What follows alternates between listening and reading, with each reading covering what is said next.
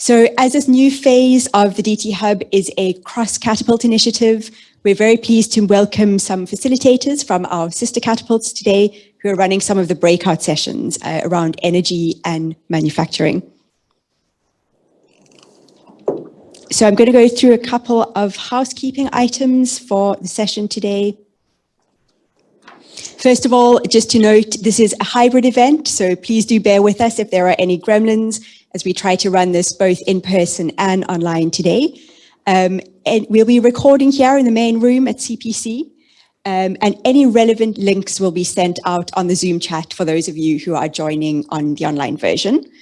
We're really looking forward to hearing all ideas and suggestions, so please feel free to share at your tables.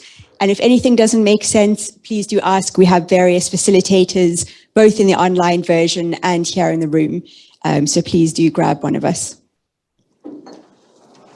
Okay, so to quickly run through the agenda, we were due to have an introduction from Jacob at Bays. He has been stuck on the circle line, so he might be running a bit late.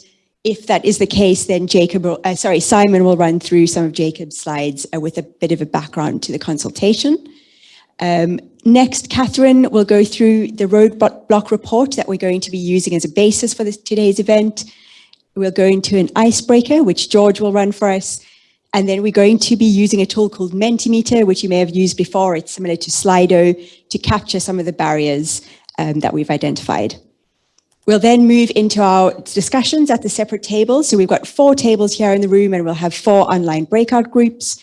And then we'll come back and share the results of those discussions with the rest of the room.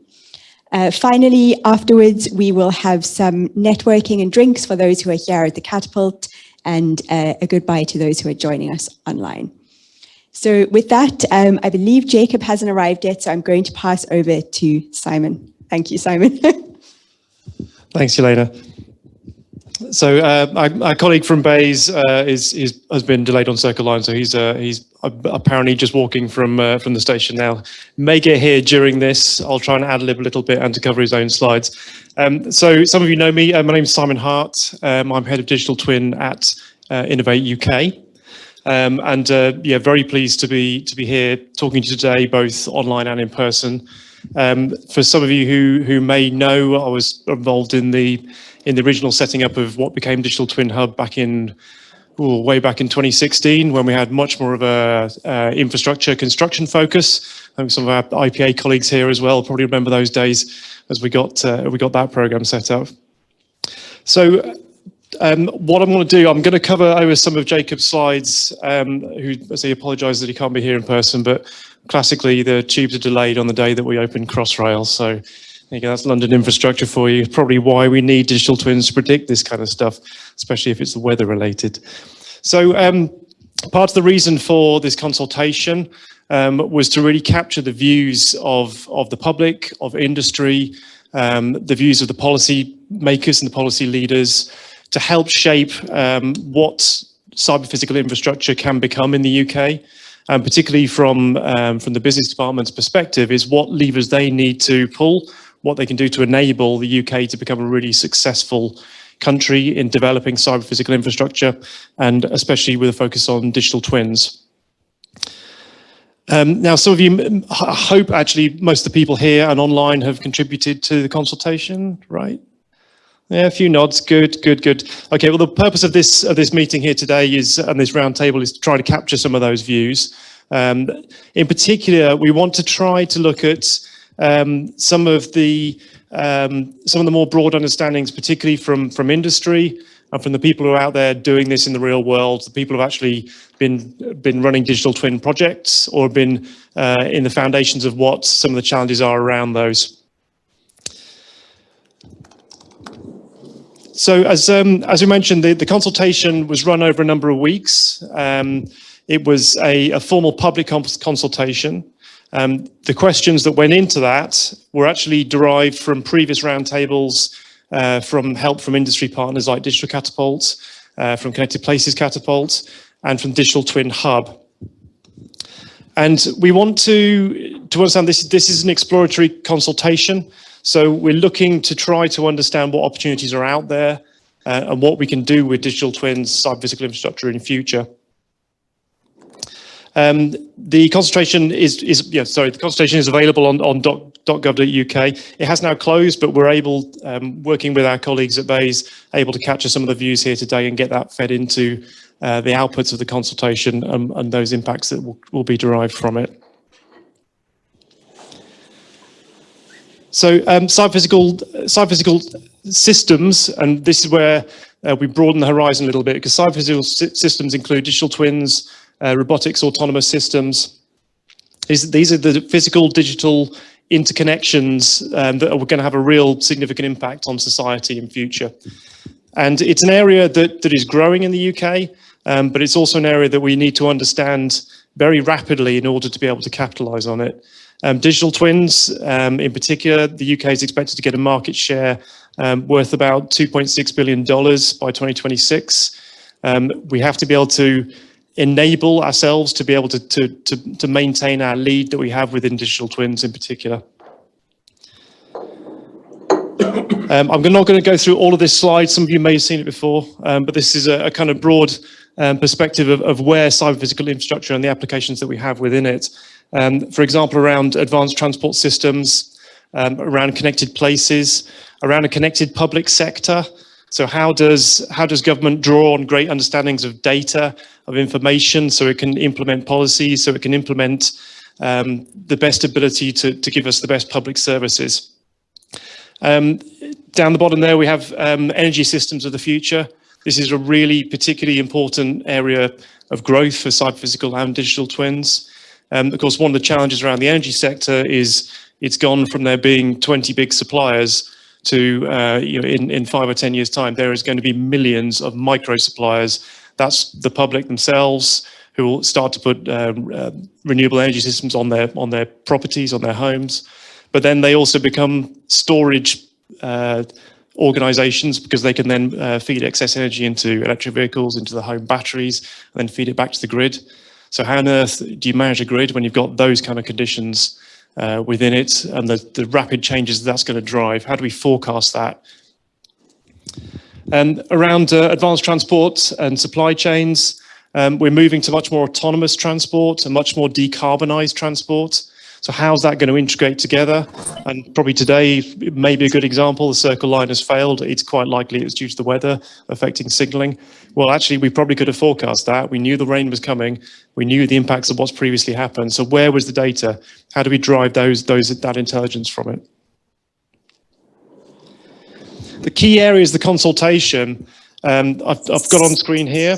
Some of you, so a little bit of feedback there. Some of you may have gone through these, and we're going to cover some of these in our discussions here today. But there's a few really key ones on here that I think have been overlooked or have not been considered in the level of detail that potentially we may need to do, and that's around people and culture. A lot of the earlier digital twin projects that we've seen have actually struggled when they've hit this, because we approach this from a technical perspective. So we're all a lot of engineers, technicians around the room. We approach technical problems in a technical way, and then fail to think about the use cases, fail to think about how people interact with them. And actually, some of the challenges that have been seen have been around how you bring the people with you, how you bring the organizations with you. And that can particularly come around aspects as privacy, data sharing, and data management agreements. And down here, of course, working globally. One of the things that the UK is already a good exporter of digital technologies. How do we maintain the lead in that market? How do we ensure that some of the early steps that we made, particularly if you look around things like the BIM program and some of the fantastic work that did around the world, how do we maintain a lead within that? And then how do we ensure it's a sustainable market? How do we ensure we can keep this going whilst meeting our carbon reduction objectives? So that was Jacob's part of the slide deck. I didn't have a huge amount to add, really, other than that. I mean, it's just to say thank you to everybody for coming here. We would really like to encourage everybody who is attending either online or in person. Please, can you join up to the Digital Twin Hub? Digital Twin Hub it's a fantastic online resource. It has captured all of the content that was undertaken by Centre for Digital Built Britain since 2016. So there's some really good examples on there. There's some really good roadmaps, the early frameworks around information management. It's all there, and it's a great collaborative resource as well. It's a really fantastic place to go and learn about digital twins and cyber-physical infrastructure. So get yourself signed up on there. Now, we're also, as Innovate, we're also going to be using that increasingly as a resource to reach out to you. So the next time we want to hear about how we're going to design a funding competition, we want to be able to reach out to you in that exact place. He's just arrived. So reach out to it in that exact place. So please sign up to there. Also, just to extend thanks out to the Connected Places Catapult team and the Digital Twin Hub team who are here today, just to extend their thanks for putting the event on and for hosting us. Jacob, do you want to come? I've covered most of your slides. If you want to come and say a few words. Jacob Coco from Bays has just had quite a hell of a journey, I believe. Thanks, Simon. Yes, thank you very much for having me, and sorry for the slight delay. I had the joy of travelling in person, a cancelled Circle Line and a big muddy puddle, so apologies for the presentation. Thanks, Simon, for covering the material. I suppose the key things from us are, one, a big thanks for all of you coming along in person, all those online as well. It's fantastic to have so many of you here. I know a number of you already engaged in our roundtables that we ran during the consultation period and may have responded as well and fed into some of the representative organisations who have provided really stellar input. So thank you very much in advance for that. I suppose also thanks to Simon, CBC colleagues also for hosting us and organising this all. I think from our perspective, really great, particularly to get thoughts today from you as innovators on what are the barriers you see to I won't duplicate what Simon says, but what we're really interested in is how we can start to give innovators the tools they need to build their solutions, start to test them, prototype, and then start to integrate, because none of our systems exist in a vacuum. All our energy systems, our homes, our logistics, our manufacturing, all exist in systems of systems. So the future is going to be cyber physical. It's going to be connected across the physical and digital domains, and it's going to be interconnected between the systems. So how can we give innovators the tools to build and test, and then work with other innovators to collaborate and develop systems? So I won't go any longer than that, because I think Simon's probably covered all the juicy technical bits. But please do grab me if you have any questions as well. And thanks again. Looking forward to the discussion. Thank you.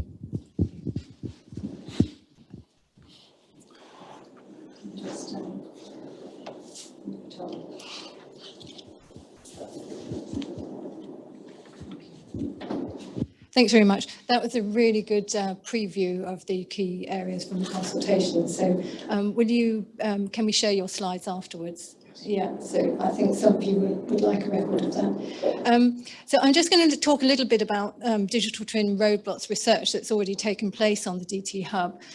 From September to December last year, we had a 3-month programme which looked at the digital twin roadblocks, the challenges that are faced by our members on their digital twin journey. We had 59 digital twin specialists across a cross-sector of industries, and we've really facilitated 3 thematic workshops which interspersed with activity on the DT Hub. And in those workshops, we covered the challenge, what is the challenge that we're facing in the first jam. And then in the second jam, we looked at those challenges, those roadblocks, and decided what it was that was causing the problem, and we wanted to prioritize them. And then finally, the final jam involved a sort of a brainstorming and prototyping of solutions, which Jacob just alluded to there. So we've got a sort of an initial collection of ideas, but we want to build on this, we want to develop it, and we want to take it forward across many other sectors. So in those workshops we covered, there were 7 recommendations and 192 ideas altogether across a number of problem spaces. And those problem spaces we identified as need and want, readiness, vision and value, data issues, governance and guidance. And those particular problem spaces we're using as the basis for today. So if you could use those or refer those to those in your workshop discussion groups, that would be great. And finally, what I wanted to say is please do take a look at the DT Roadblocks page if you haven't done so already. Engage on the DT Hub, join the discussion forum. We'll be talking about that a bit later. We've got a special discussion thread where we want you to put your ideas following on from this event. And really sort of spread the word as much as you can about the Digital Twin Hub and the opportunities provided through Innovate UK and the CPI consultation. Thank you very much.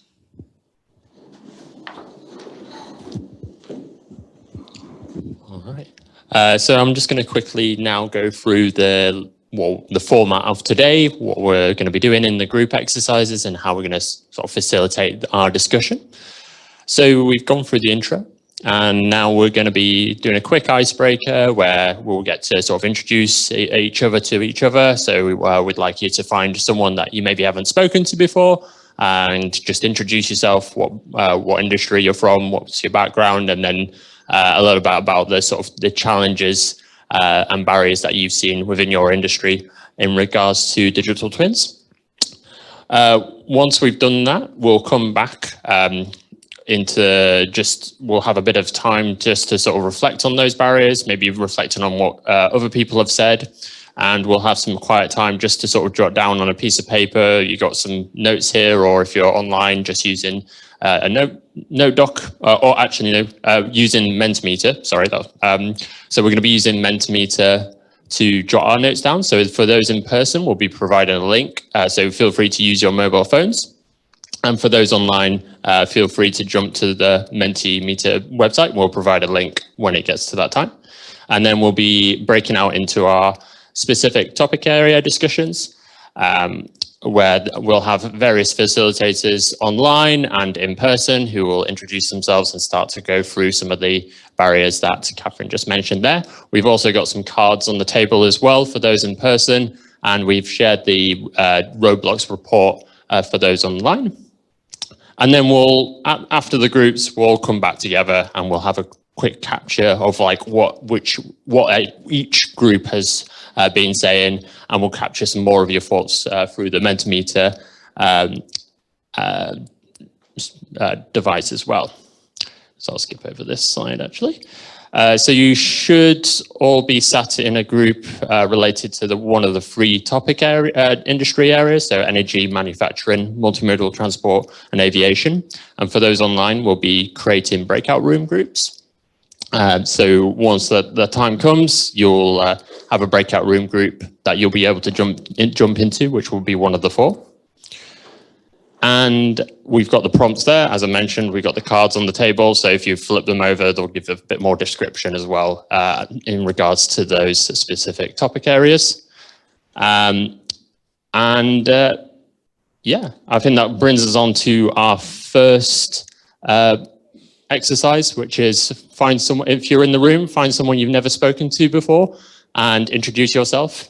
Talk a bit about the barriers that you found within your industry. We'll have 5 minutes to do this. If you're online, we'll be throwing you into a breakout room with another person. So be warned, you're going to be suddenly speaking to another person. So I think that is all set up. So those, the people doing the magic in terms of the breakout rooms should be doing that now. And you will have a chance to discuss the barriers very shortly. For the moment, though, we'd just like you to sort of have a little bit of quiet time by yourself, making some notes. If you're in person, feel free to use your mobile phone and go to the following website, menti.com, and enter the code. And the same for the folk online. If you want to go to the following website, enter the code, and you can start typing in some of the barriers that you found within your industry. You use this as a sort of a way just to sort of document your thoughts. We'll have 5 minutes of this. Again, feel free to use the cards as a way of inspiration, and also the conversations that you've just had just a while ago. So I'll give you another 5 minutes, and then we'll be going into the groups where we'll be discussing what you've started to write down. All right. And now we'll just get to hear back from each of the groups and just trying to understand some of the conversations that you've had already. If aviation, if you want to join us back in here as well. So I'm going to call on each of the facilitators here. So we're going to go by the different sectors. So we're going to start with Yelena. I'm going to come over with the mic, and then I'll pass to Emily on the online group. So Yelena, I'm going to come with the mic so the online group can hear you as well. So if you just want to provide a quick summary of what your group was discussing, and then if you want to pass to any of the table to help back you up as well. All right. Thanks, George. Okay, a couple of the things that we discussed in our group on the energy sector actually turned out to be not necessarily energy specific, but a lot of the general findings that I think probably might be similar to some of the other tables and the ones that you've been discussing. An interesting thing around this is how can we actually use these kind of discussions to learn across sectors. We didn't come up with kind of specific things that related to this one, but definitely on the definition of what is a digital twin. Lots of confusion found in this area, so different people having different understandings of what it can mean in different contexts, and also not necessarily understanding how to engage. So although this is a term that many people have come across and used, there's not necessarily the case for why businesses should invest in this technology, what it can do for them, what the ROI is, and how they can actually use this to generate outcomes that their business really needs.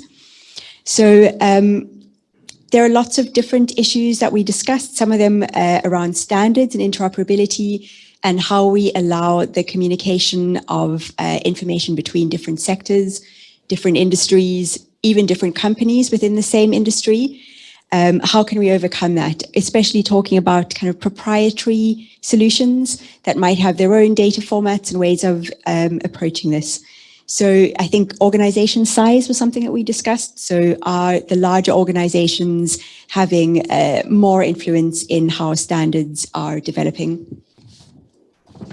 We also had a discussion around security. So particularly in the infrastructure area with energy specifically, security is a really important consideration, but how do we ensure that we find that appropriate balance between making sure that data is secure and systems are secure, but also using digital twins as a means of getting useful decision-making capacity. So looking at how we can try and find that balance. And then also just talking about the fact that we are really wanting to find solutions. So technology is one way of getting there, and digital twins can provide that, but the need to be focused on the outcomes and what we can actually get from utilizing this kind of technology. Anybody else want to add some points from the energy group? Jacob? Okay, great. Thanks, George. Let's pass over to Emily. Hello, can you hear me okay?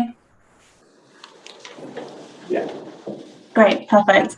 Yeah, we had a lot of the same points, which is now making me wish I'd gone first, to be honest. But I guess like it keeps it a consistent conversation, but also slightly frustrating that everyone's experiencing the same kind of problems as well. And like Leonardo said, not just energy specific, but we focus quite a lot on data sharing as a whole, and how do we ensure there is the kind of appropriate and the most useful incentivization to get organizations to begin to share information, talk to each other, and not just share data, but share insights as well, because it's obviously really crucial that we're not all kind of developing lots of different proof of concept demonstrators, but ensuring that what we are developing is going to be useful over the long term and provides longevity and usefulness as well to organizations of all different types. Because I guess part of the problem is that we're beginning to look at these for a long period of time. It's not just kind of going to be siloed by sector, but we'll have to obviously bring in a lot of different people to the conversation. It's just ensuring there's the correct incentives in place to enable that. We also spoke a lot about organizations as well, and how we need to ensure that the kind of culture shift is universal throughout organizations and not just kind of sitting within one kind of digital team, for example, so that everybody is kind of on board with the change that's needed to ensure their longevity throughout. I also spoke about kind of the need to have or to incorporate more robust standards. So I think a lot of the conversation is around how we need data to be updated and regular and in a granular enough format. But in reality, getting that in that way is not going to be an overnight task. And there's lots of places where companies have lots of legacy data where it just isn't going to be in a format suitable to bring into these digital twin solutions. So ensuring that kind of the translation of this is incorporated into solutions, and just making sure that we can appreciate that there is lots of barriers and challenges that go alongside data sharing, and that there's considerations in place to ensure that we're kind of focusing on that data shift that's needed, but also the skills shift and the resource and time and money shift that's needed as well within different organizations. And that was kind of what we discussed in our breakout room.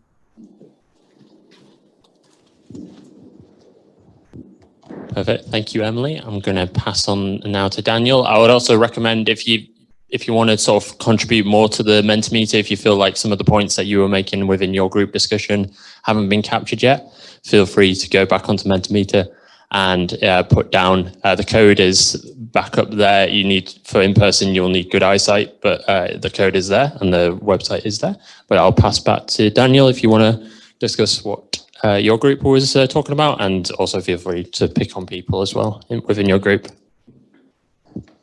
Hi, we were talking about multimodal transport. Focus was on the governance and guidance and vision and values, but it was a lot of it spread across the different areas as the previous discussions. Most of the sort of focus was around the use cases and what you're actually doing it for, and then the data structures need to be putting in place to reflect those use cases. There was some discussion around the challenge of some academic definitions actually putting people off and mis-selling people and making it more difficult to make these things a reality. So it's very much about having the use cases and the understanding of what the tool's going to be used for.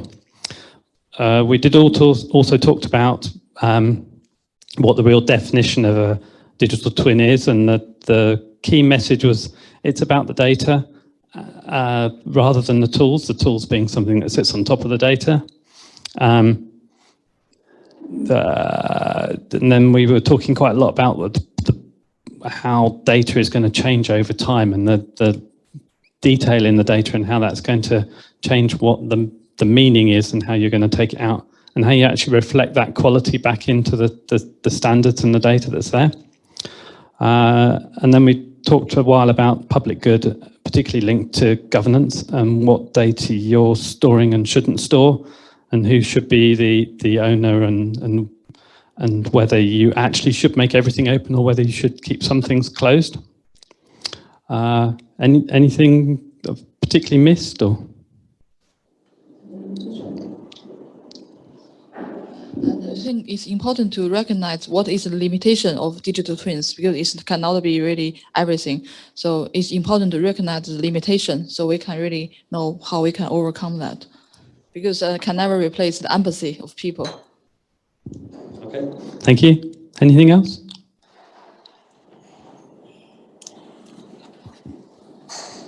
Perfect.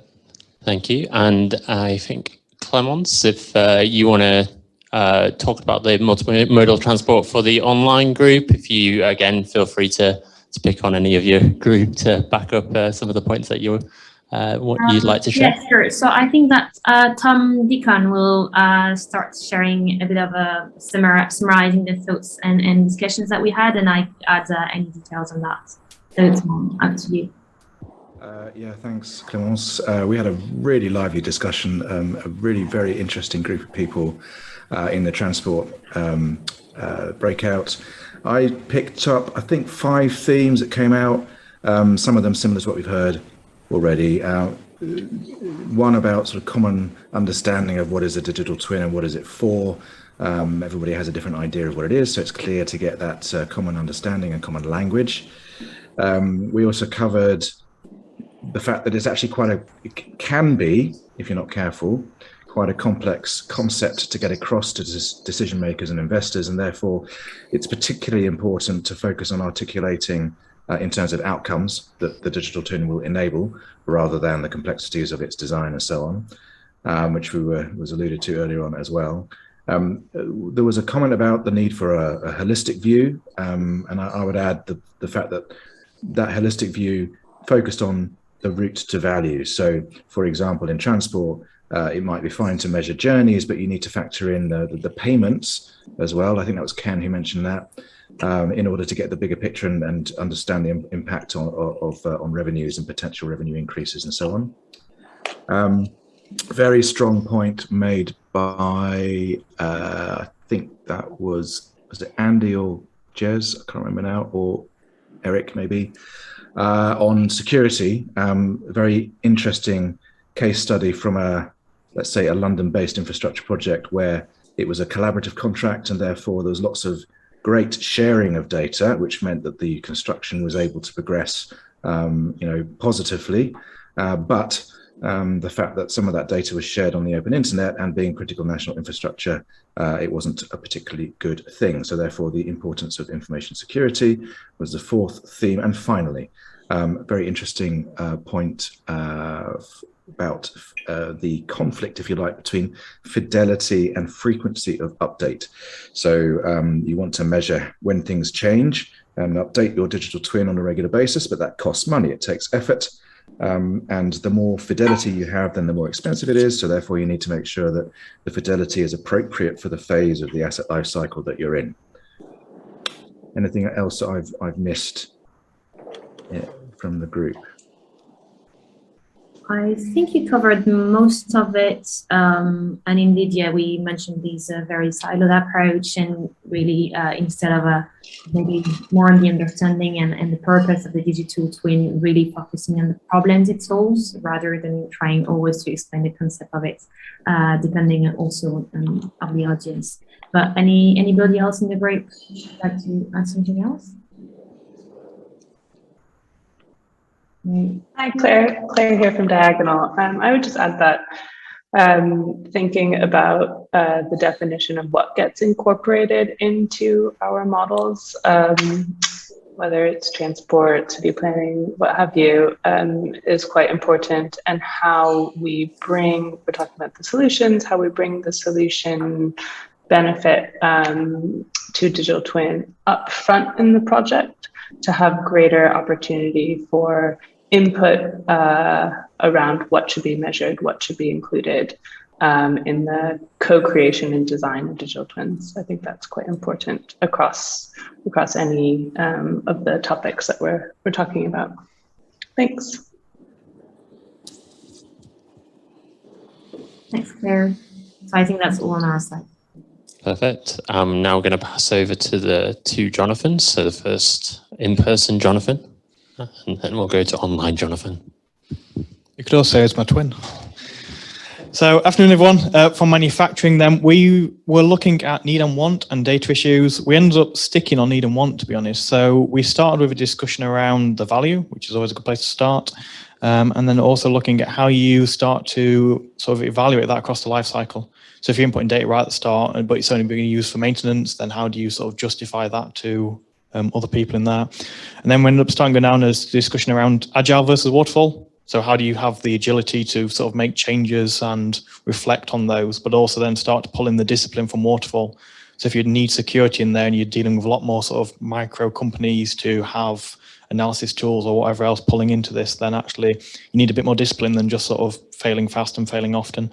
There are approaches for sort of secure by agile, but they aren't really common stream with a lot of approaches really. So it's how you sort of match that blend, i.e. you don't want to build a bridge agile was our example, because you don't want it to keep falling down while you keep building it back up. But again, it's how you approach that from that angle. And again, sort of to that example is like this modularity that you're going to have of lots of different things coming together, is how you do that securely. So how can you sort of assess the security of data models or things like that, of how you go through and do that.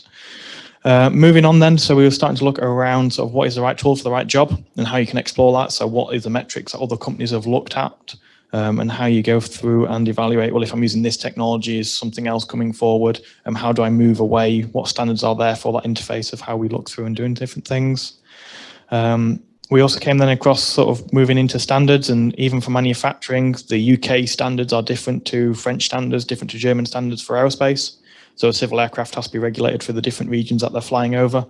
So you can't even just have one standard. So again, interoperability doesn't mean one standard. It means that your standards can be mapped across equally between each other really easily. And then onto interoperability, looking at more of, well, it's not just interoperable data models and sort of being semantically able to move between them. It's the architecture, it's the models, it's the standards. And actually something that came out of discussions was actually if you're starting with this, then potentially looking at more like SAP and the highly operational data might be a good place to start, because there's lots of that being sent around. If you had a twin of who was available on the shop floor, you could actually make better decisions on what to actually machine that day. And it might be sort of a good area to start, which then led us into a lot of the funding is focused on sort of demonstrations of value, whereas actually most of all of the funding projects are looking at sort of, they've still got a lot of time up front looking at what we described as archaeology of cleaning the mud away. And everyone's doing that. So can we not look at funding for sorting all that out as a big problem? So there are open data models that people can just use, and then everybody uses those moving forward, which then also led into the information management framework, not the information management framework, but how we have these in place and how suitable they are for different sectors. So if there are challenges, can we sort of suggest improvements or sort of version control up and see how that maps forward? Which then also led to, even if we could sort out what the sectors were doing in this space, they can't necessarily share their work. So what are the levels of maturity of what can you say? So is there a green tick of an organization supporting a global information management framework, or is it that you use these data models but you can't say how you're using them, or what's that maturity of sort of adoption? A lot of these things that could be sort of and are published on the DT Hub. Which then led us into supply chains and how all this data is sent around. That's as short as I can be. Any comments from anyone? Over to the other Jonathan. Thanks, Jonathan. We've nominated Robin just to summarise, and then I'll jump in the end if there's anything. I didn't jump back quick enough. Okay, so it's manufacturing that we were discussing. We tended to talk at a sort of higher level about explaining the need. Explaining the need for companies to get on board with new techniques and thinking about data. I mean, often when we talk to engineering companies, for example, and this is what we discussed in the group, is that it's they're just concerned with keeping their business alive, right? So what is their motivation for better use of data, other than that they leave the data on the individual machine and they might look at it for some sort of diagnostic purpose later on, rather than thinking about building digital twins from these things, and then how can you have virtual models then to allow them to do different sort of what if scenarios is further down the track from that, but also understanding value in different parts of the sector and those individual supply chains of the primes within that sector is something else that we discussed. Do they understand the value? Do they have the knowledge in decision making capability, but also in their staff on the coal face, so to speak? Do they have that knowledge there? Do they have the right skills to understand how this might be put in place? You need all this sorted before you actually really embark on a digital twin project. There needs to be that level of trust. Otherwise, you will run into issues in terms of legality, because you've got to you really do need to have some leeway around that to get these things in place and have well briefed legal teams. We talked about standardization. So in automotive, there's an ISO standard, and that's great because things need to be right first time for anybody in that supply chain. But that standard is 30,000 pages of standardization. So this is something that David told us about, and is that then conducive to new entrants within that supply chain and innovation? And then and then we discussed a little bit about disruption and other new entrants into the sector, and is that something that could be a motivator and display some value that motivates people down the digital twin route, or at least having a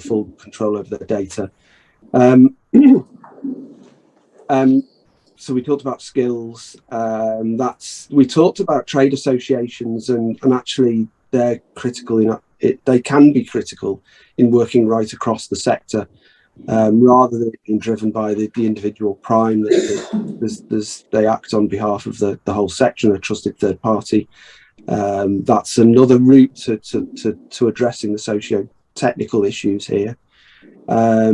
We did discuss how supply chain management is nailed down in some respects, but is it nailed down enough so that so they might have data, but is it visualized in the right way? Is it readily available to make management decisions?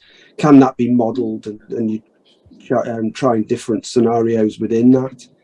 Examples that you have are, there's geopolitical issues at the moment. There's, for example, in automotive, there's a lot of the wiring looms are produced in Ukraine, so VW and BMW cars are now stretched out to next year in terms of availability, and how does that affect the industry? And could that be planned around? And can you have some single points of failure? How can you avoid those within a supply chain? So we discussed that, but also thinking about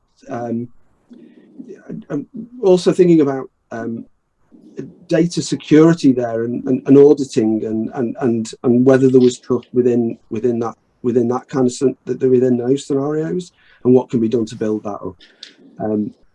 We did touch on healthcare actually, because we had a surgeon in the group, so Naeem was in the group, and actually the complexity here in healthcare, the complexity in manufacturing and in healthcare, there were striking resemblances, and actually the similar issues appear in supply chain, but also in terms of making decisions in terms of policy and things like that. And I think that was kind of interesting to note as well. That's probably everything that we have. Thank you, Robin. Thank you. And I'm going to pass now to Andrew, who's going to summarise the aviation group. Thank you. So I got my back to everyone. So we were talking around aviation, and so we left the room because we got very excited, because it's a very exciting topic. So we were looking at governance and guidance and vision and value, and like everyone else, we just went completely off the topic and came back again. So there's a mixture of thoughts here, so apologies if they're not in any particular order, but we felt that what was quite important with a lot of this was where the priorities were. So because it's such a large potential model for aviation, it's what those priorities are, particularly if we suggested a design policy which puts the human at the center of all of this. So looking at the boundaries where we should be starting to develop, if we developed a digital twin for aviation, but it's looking at digital twins as a specific approach, or looking at for prediction, for simulation, for visualization, and other things as well. The data piece obviously keeps coming up about ownership, the availability of that, whether we can trust that, the security aspects of it. But again, everything came back to customer touch points, who owns the data, how that can be used, how that can be monetized, why companies or individuals would want to invest in the use of digital twins and why they would use them. Regulation, we spoke about that because obviously aviation is probably one of the most regulated industries next to nuclear.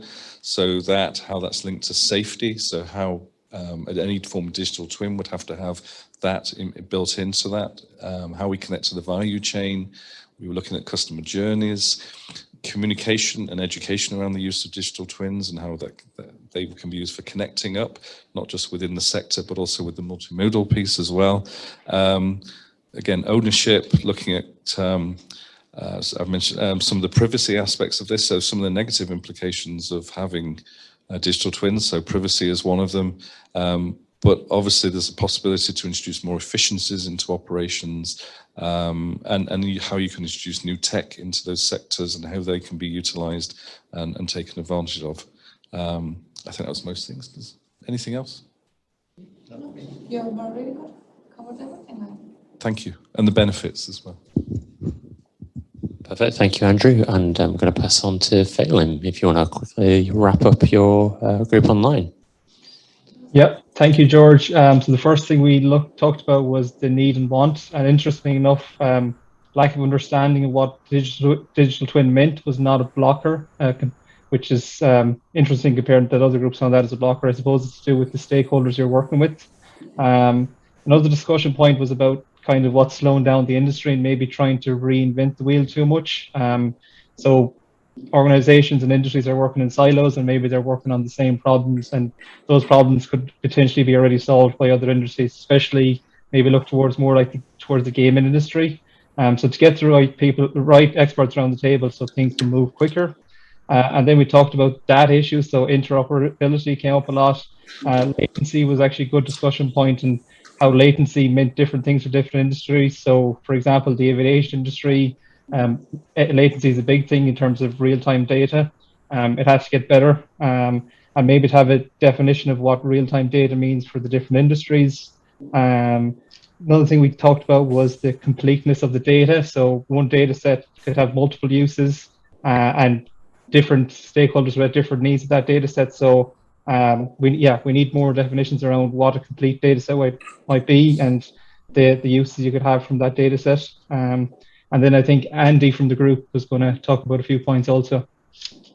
Yeah, there's not really much to add. I think everyone said everything that we're almost talking about. I guess real-time data was, our main flag. The current twin stuff is using data sets which are out there, but to do real digital twin, you need real time, but people's definition of time isn't the same. So I'm an urban planner. From a city point of view, our definition of digital twin time is 2 to 3 seconds. From an aviation point of view, it's probably got a little bit tighter than that. And where we get these real-time feeds and where they're shared. And from a gaming point of view, there's a lot of gaming companies out there which are doing this. It's interesting that gaming isn't talked about much here. Xbox Live, the metaverse, etc. Perfect. Thank you, Phelim and Andy. So now just going to quickly wrap up and just say a quick thank you to all the facilitators online and in person. So thank you for keeping the discussions going. And I'm going to now pass over to Simon, who's going to do a quick wrap up of the roundtable. I wasn't expecting that. Thank you. Just to extend thanks to everybody for coming along today and contributing your views. I've actually learned quite a lot, even just the table I've been with, looking at some of the things coming through on Menti and some of the discussions. So that's actually been really, really helpful. There's quite a lot of things I think that we need to keep talking about and we need to keep discussing and raising. I know that the outputs of this are going to be collated and will go towards the outcomes of the consultation, and I think we're really looking forward to seeing where that goes. Keeping discussion going, absolutely. Please go to Digital Twin Hub, register if you're not already on there, because like I think I said at the beginning of this, we want to use that as a means to be able to reach out to all the companies, all the people, all the organizations who are going to be involved in this both now and in future. So it's really, really important to see you there.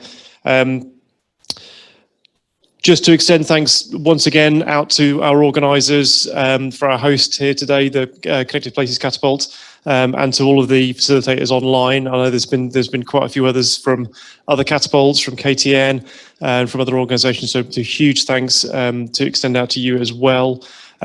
If you want to reach out to me on Twitter, Simon Bim, use the Digital Twin hashtag as well, because that's a really good way of us tracking the content. And believe me, when we're putting together our own business cases for funding, we do look at things such as the amount of social media traffic that are on around a particular subject. We look at the number of applications coming in. We look at keywords and all the rest of it as a means to tracking some of the baseline of where this is going, both in the UK and abroad as well. So really encourage you to do that. Thanks again for coming, and look forward to speaking to you in the near future. Thank you. All right, so for those online, I think we'll be wrapping up the session, but for those in person, we've got some drinks and nibbles outside if you'd like to help yourselves. And once again, thank you. And also go to the DT Hub forum as well to contribute to any of the sort of add to the discussions that you've been having today to the forum itself.